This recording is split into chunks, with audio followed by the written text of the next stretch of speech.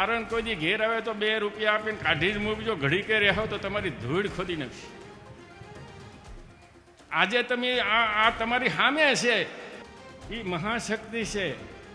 સારણે છે ને એની માં એની સોડી સિવાય કોઈને વખાણ જ નહીં કર્યા. પેલો દવો ગાય તો એ મારી માં હોનલ ને ભાંગડી દેવડી ધાન તીન જીકડા બોલાવીને તમને લૂંટી લે. જય માં સોનલ. આજે મેં એક ભાઈનો વિડીયો જોયો જેમાં માં સોનલ માને લઈને એ અભદ્ર ટિપ્પણી કરી રહ્યા છે. મને લાગે છે કે ખૂબ જ દુઃખદાયક છે.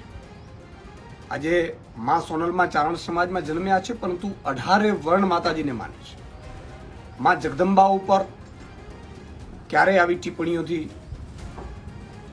તમને શું મળી રહ્યું છે? અને તમને કોઈ સાથે વ્યક્તિગત વાંધા હોઈ શકે છે, એ પર્સનલ હોય છે, પરંતુ સમાજ આખાને અથવા તો માતાજીઓને આમાં લેવાની કોઈ જરૂર નથી. આ ખૂબ જ દુઃખદાયક છે.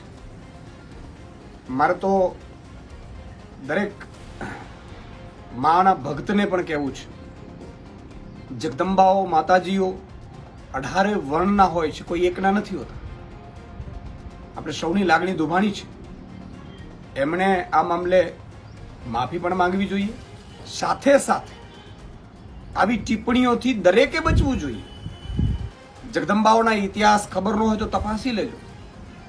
મા ભગવતીઓ પહેલા તો યુગે ઉગે જન્મતી હતી, જન્મી રહી છે અને સર્વ સમાજના હિત માટે જન્મી રહી છે. માં નાગબાઈમાં હોય, માં સરાકડિયાવાળી સોનબાઈમાં હોય, માં મઢડાવાળી સોનબાઈમાં હોય, માં વરુડીમાં હોય, માં રાજબાઈમાં હોય, અને એમણે જે ઇતિહાસ બનાવ્યા છે એ માં કરણીમાં હોય.